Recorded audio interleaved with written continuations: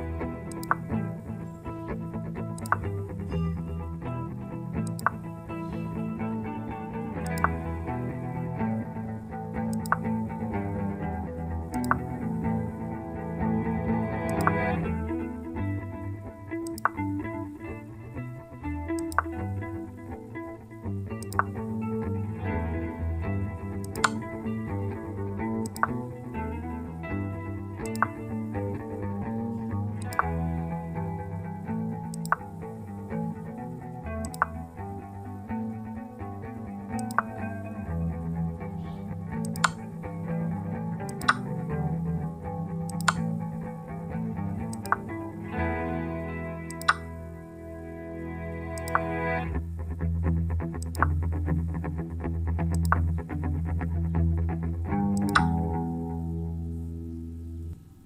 of time. So classy, like superhuman self-control, I'm going to say. Like 99.9% of us would see a rook. For a bishop. For a bishop, we take the rook. But that bishop is so dominant and the white rook cannot move. Remember, if the white rook steps up the board, the black queen... Ooh, he does move it. The black queen sneaks in behind now, though. Okay. What's the idea here, though, for Hikaru? Just... He's going to try and weather the storm, save his king, but this looks like a terrifying check, scary check. At very minimum, Magnus can bag a pawn in the corner here. And I've just been separated from all my defenders. And why give up a bishop for a rook when you can actually use your bishop to dominate the other rook? Look at Hikaru's rook on e3, no activation there, it's never coming out into the game. The bishop on e4 is far more important and powerful than any piece you could have picked up along the way, and Magnus going pawn hunting. And now the integrity of the pawn chains has been threatened. Looks like there might be some scary checks from behind. You are attacking with the queen, you are attacking with the bishop, but the black rook not doing too much right now. If you could pick that up and put it anywhere, then anywhere down in white's camp, it's just checkmate, it's over. So to get it in might need a bit of contortion a bit later. You know, I almost walked into a blunder. Maybe actually it's not. I thought all the way to see it, but there were some checks that needed to be calculated. This is a much nicer square. Puts it on the 6th rank, but where is it headed from here? Does he want to put it in front? You know, self-pitting for mortality, a square made famous by Dingler in his World Championship match, where he put the rook on that square, won the World Championship. Is that the winning plan that Magnus Carlsen's going for? I think it's a very strong plan. I don't really see any moves for Hikaru. I think that's the big issue. Like, no matter what Magnus did, even if he just waited, I do not see anything for the white rook to do. It's tied down defending its pawns. The white king clearly cannot move.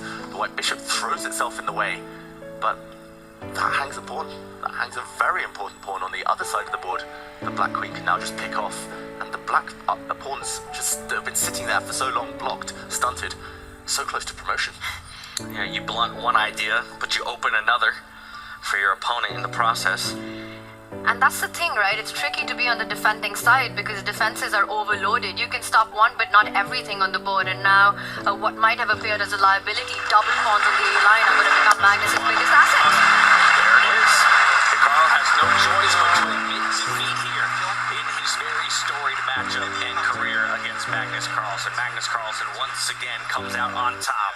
He will take 3rd place here on the Vegas stage. I feel like I'm close to being better after B5.